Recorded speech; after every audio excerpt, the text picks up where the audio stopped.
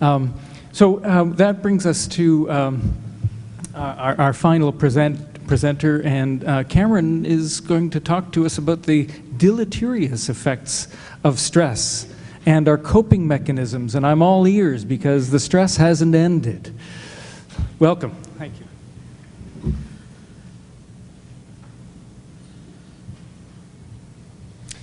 I'd like to begin by thanking you all for letting me come and share some of my ideas here.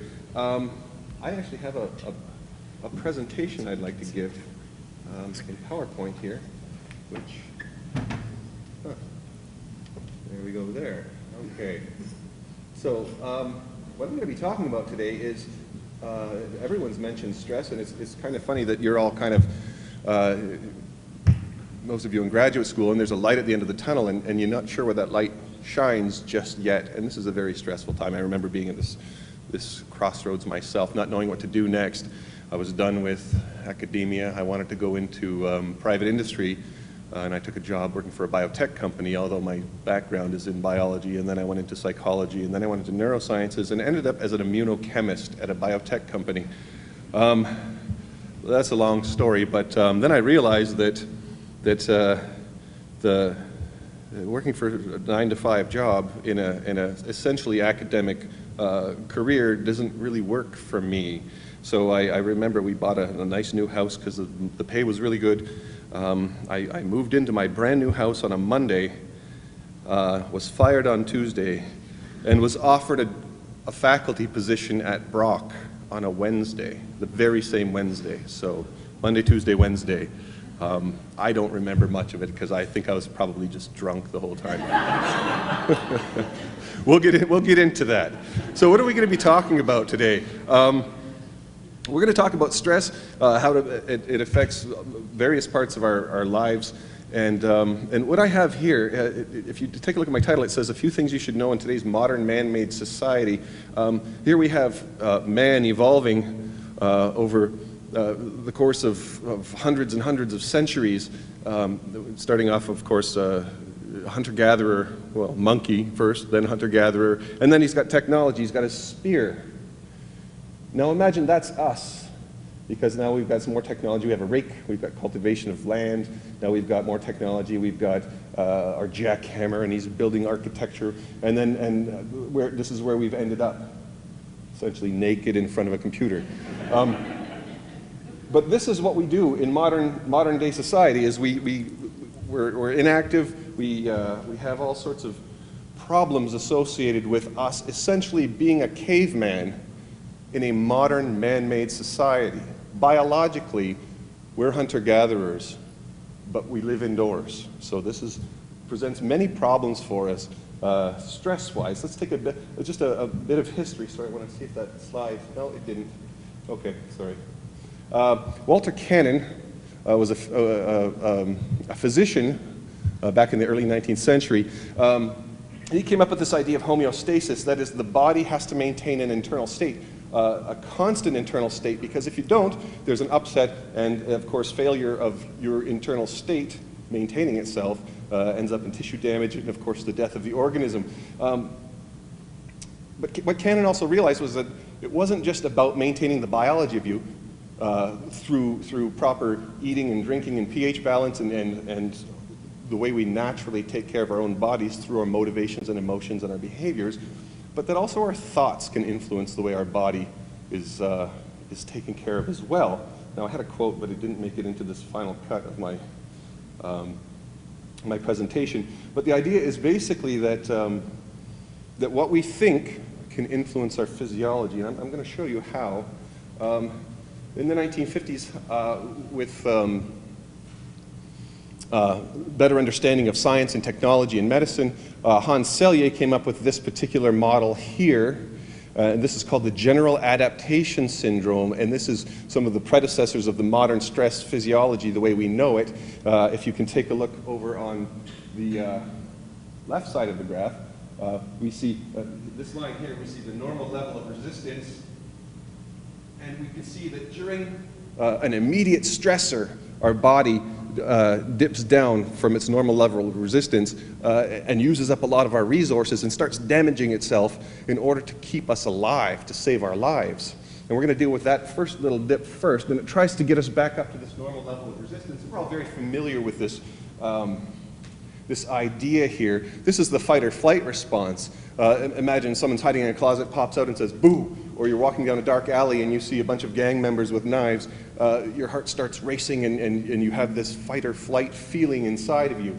And what happens is, our nervous system on the left there, if you take a look, there's our brain and our spinal cord. And neurons come out from that to what's called the sympathetic chain ganglia, which is like a giant light switch that turns everything on all at once.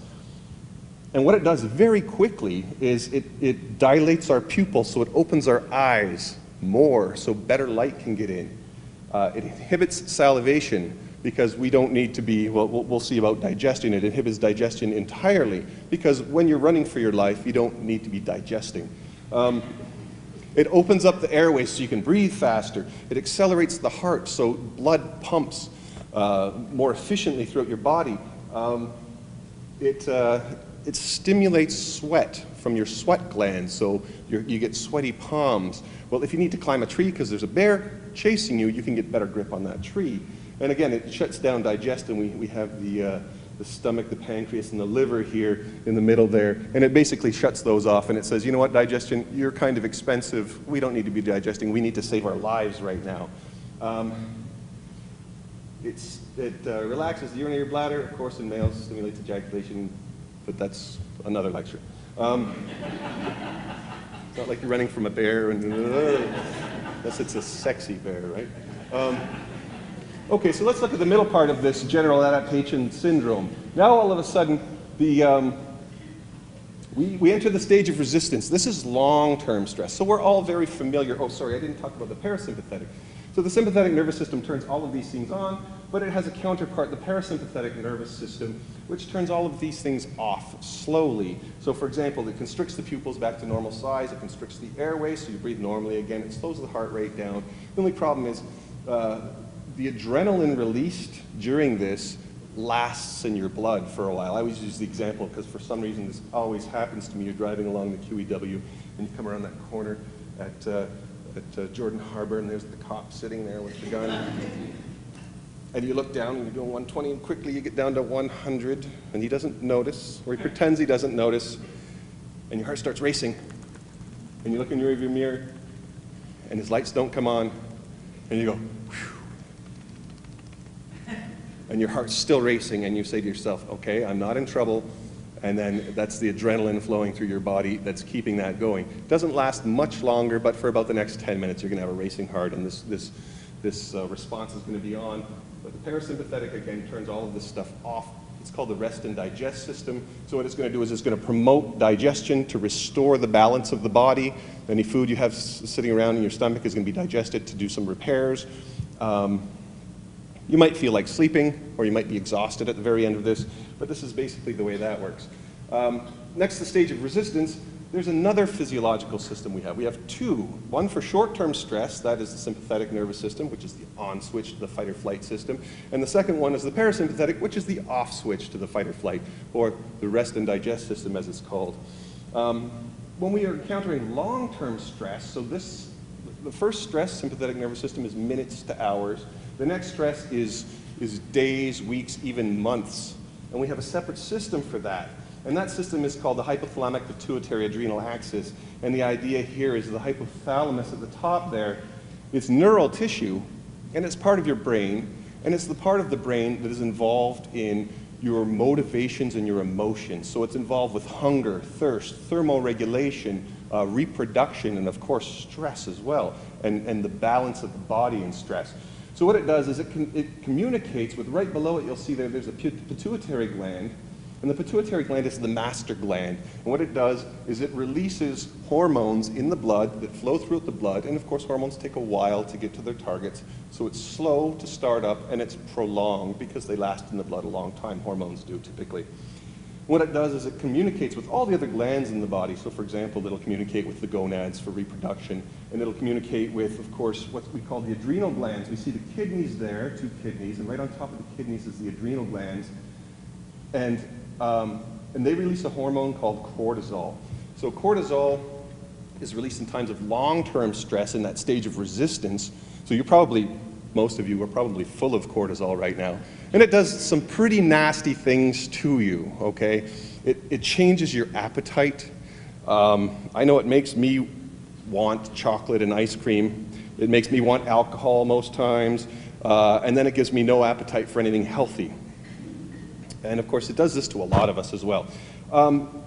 But what it also does is it regulates your blood sugar levels. It regulates a bunch of your metabolic processes. It can increase fat in the body, so people who undergo long-term stress will either lose a lot of weight or gain a lot of weight. And also it influences your immune system. This is a system of the body that helps keep you healthy. Okay, it destroys foreign invaders, your immune system does. It repairs tissue damage and injury. It's involved in swelling and inflammation. And cortisol shuts that down. This is why right around December and April, and even the first week in September, when students are moving in and drinking a lot and partying too much, you see undergraduate students sick. All right, the exam period, they're stressed out, their cortisol level's high, their immune system is low. You walk into any exam, you hear coughing, okay? Which I have to admit I have a cold right now too, but it might have something to do with this. Okay, so why do we care about this? Well, imagine these two systems at work thousands of years ago in hunter-gatherer times. You're a caveman, you've got your spear, you go out for the hunt, you see the zebra, your heart starts racing, your palms get sweaty, you hold that spear really well, the zebra gets away, and then all of a sudden you look over and there's a lion. And he's looking at you like you were looking at the zebra. And all of a sudden, your heart starts racing and your palms get sweaty and you want to get out of there quickly and you run. This system is designed to save your life, okay? And it's very expensive on the body. But what we've done in modern times is we've created this artificial environment that we live in, and we abuse this. So let's imagine your day. You're lying in bed, and what's the first thing you hear? You hear the alarm going off, and you wake up, and your heart's racing. And of course you don't get up. You push the snooze button, and then it does it again. Right, and if you're like me, a third time, and now you've had 3 fight or flight responses, and you haven't even gotten out of bed yet. You get into the shower, you left the hot on too long, you're still groggy, you didn't know, you burn yourself, fight or flight system comes on. You burn the toast, the alarm starts going, the smoke alarm starts going off, fight or flight system goes off. You get in the car, there's a traffic accident in a traffic jam, or you're waiting for the bus and it goes by because it's full and now you're late, fight or flight system goes off. You get in line at Tim Hortons, there's some person who can't make up their mind, you're getting frustrated because you're still late. Buying coffee, I might add, which simulates adrenaline, so you're putting more fight or flight into you, and it's only 9 o'clock. And you do this every single day. No, this system was designed to save your life, not be abused by us. So this is the problem we have in modern man-made society, and this is an idea of what's called evolutionary lag. And that is, if you think about evolution, evolution occurs over successive generations when the environment changes, and the organisms in that environment conform to that environment. Basically, those who survive and those who reproduce make up the next generation. If you don't survive and you don't reproduce, you don't make up the next generation. Now, what's happened is we've changed our environment so rapidly in the last few hundred years. We live indoors. We eat processed foods. We drive in cars. We live among those who aren't related to us. That's important. We don't live among family anymore, and that used to be a big, important thing. And so many psychological mechanisms, including stress-related mechanisms, are essentially evolved adaptations to keep us alive in any environment. But in a modern environment, we don't fit anymore. Think about some examples here.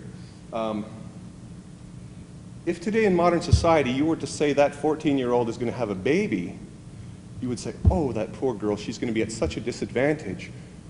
But in hunter-gatherer times, that 14-year-old was perfectly well within her rights to have a baby because she knew how to gather, she knew how to make fire, she knew how to sweep a hut, and basically that's all she had to know. In today's modern times, we're not independent of we don't have the education, we're not independent of our parents until we're 30. I'm just kidding. So I was 30, to be honest. I didn't get my PhD. Sorry, I was 29. Yeah, and even then I was dependent on my wife. So, fears and phobias. Why are we afraid of snakes and spiders? Because our ancestors were, and we're here today because they were afraid of snakes and spiders. If they weren't, they died, didn't pass on their genes. So we have that built in, hardwired into our genes to be afraid of things like snakes and spiders. But we're not afraid of cars or electricity or guns. Go on YouTube, type in fail, and you'll see that people aren't afraid of these things. How many times have you seen someone standing right against the curb on a street and a bus whizzes by at 70 kilometers an hour and they don't even flinch? We haven't had time to evolve to be afraid of these things. Of course, it's not all bad. We can actually have sexual relations without actually reproducing. We can have sex for pleasure instead of just reproduction. Unfortunately, there comes other problems as well, evolutionary lag.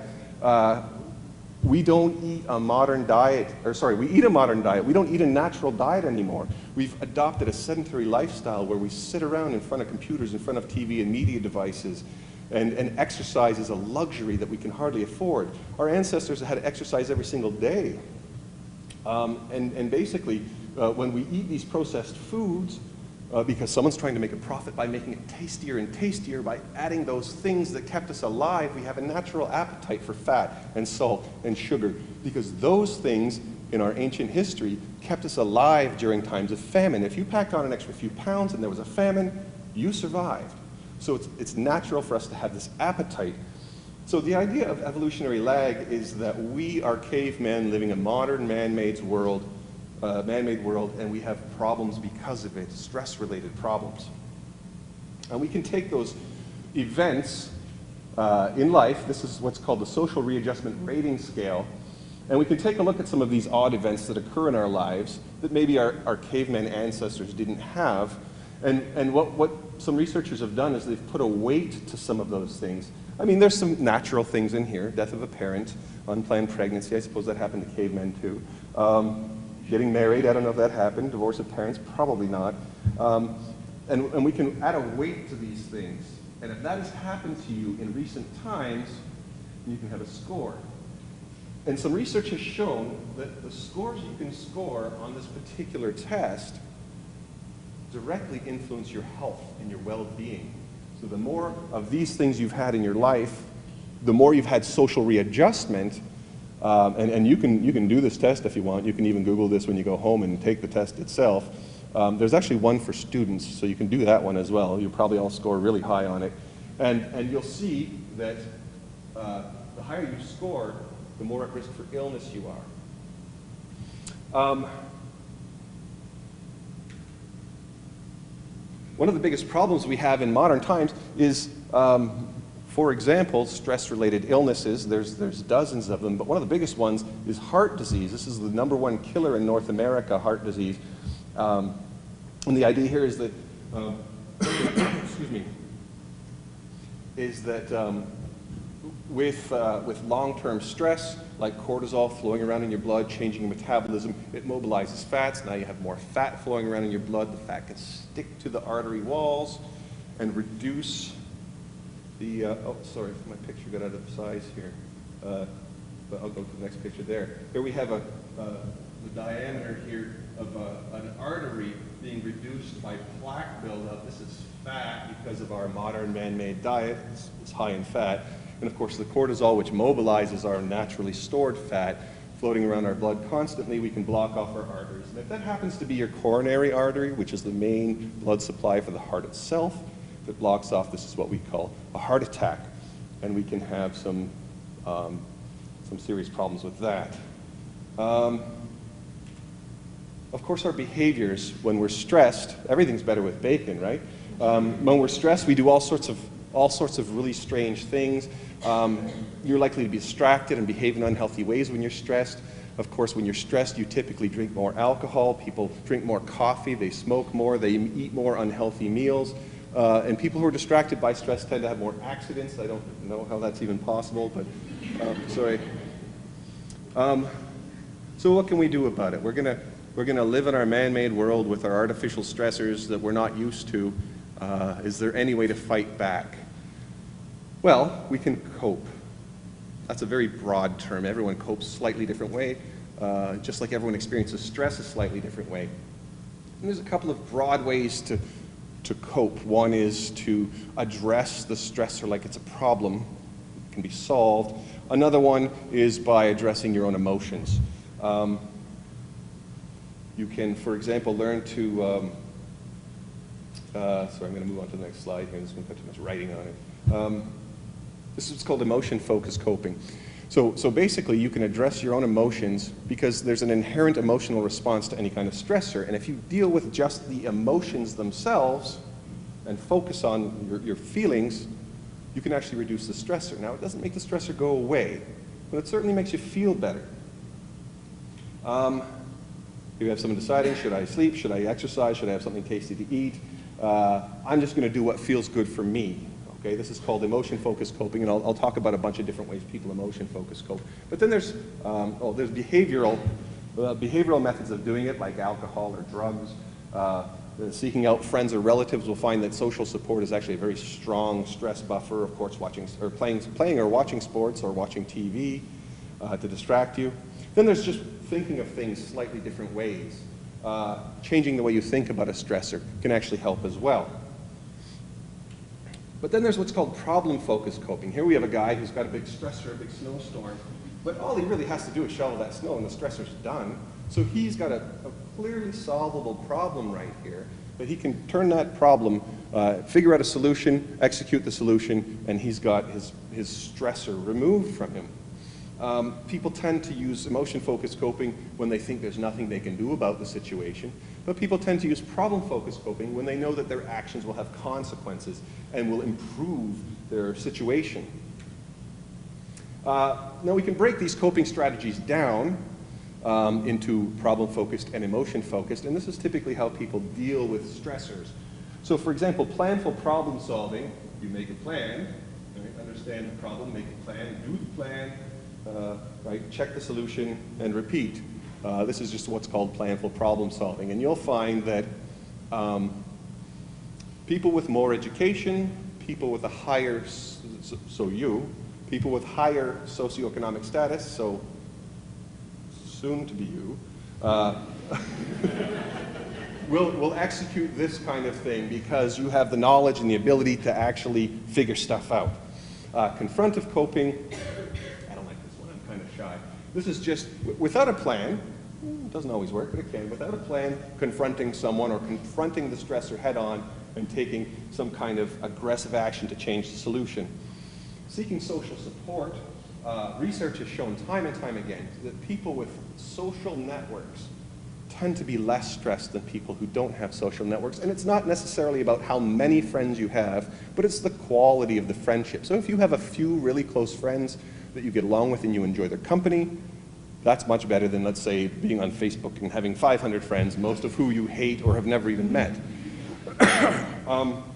That's not what it's all about. It's satisfaction with social support. And of course, this could be emotion-focused coping.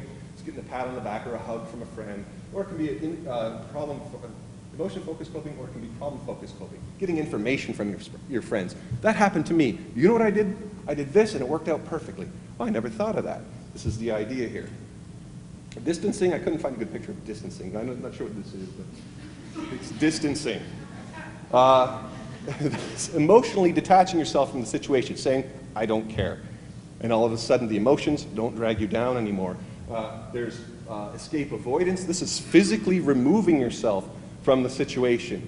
I remember when I was a kid, anything bad would happen, I would just run, right? And this is kind of the idea. You just leave. And now the emotions are kind of better because you're not in the presence of the stressor anymore. Self-control, I just like to picture this camera. It's really good. This is modulating your feelings towards a situation and controlling the way you feel, being mindful of your emotions. Sorry. Accepting responsibility. This is acknowledging your role in a particular situation that's a stressor and saying, all right, I have to face this eventually. And of course, positive reappraisal. This is one of my favorites. It's stressing you out because you're thinking about a certain way. Just change the way you think. That's not important to me anymore, or saying, you know what, whatever doesn't kill you makes you stronger, basically fooling yourself into being not stressed anymore and dealing with your emotions this way.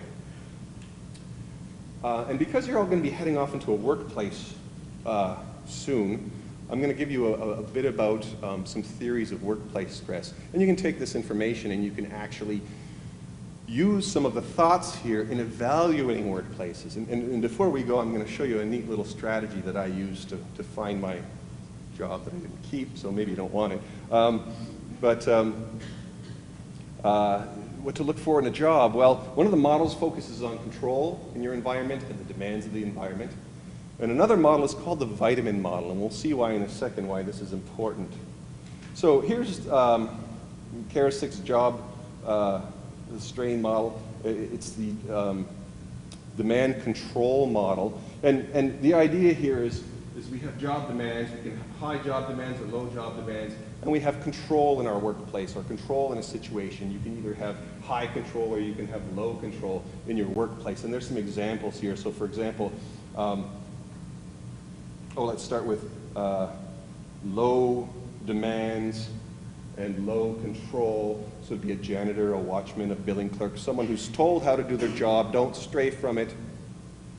And the demands, really if something goes wrong, nothing bad is going to happen. And then you can have low demands and high control, where really if something bad happens, nothing really becomes of it, but at the same time you have a lot of control in your environment. This is a pretty good job. Here we have a repairman, a dentist. You know, really, a dentist does something wrong, he's got to refill the cavity, right? Big deal. Come back and I'll make another $700. Not that bad of a thing. But of course, when the demands become high, and some people say that depending on your personality type, this is the ideal job, right? You have high demands, high control. This is what's called an active job. You get to express all sorts of decisional latitude. You can do whatever you want. And it's intense as well. But of course, if it's intense and there's nothing you can do, something like a nurse's aide, there's a protocol for it, do it exactly this way, and if you don't do it exactly this way and the person dies, you're in trouble. So this is a very stressful job. These are the worst kinds of jobs you can get. You want to avoid this kind of job. Vitamin model, this is the last thing I'm going to talk about here. This is the workplace stress using vitamins as an analogy, and the idea here is vitamins are the analogy because if you have not enough of a particular vitamin, you're not well. If you have not enough of a particular parameter in this model, you're not well. Certain vitamins you can take lots of, and you just excrete them out through your urine, so it doesn't harm you to take too many vitamins of a particular kind, vitamin C, for example.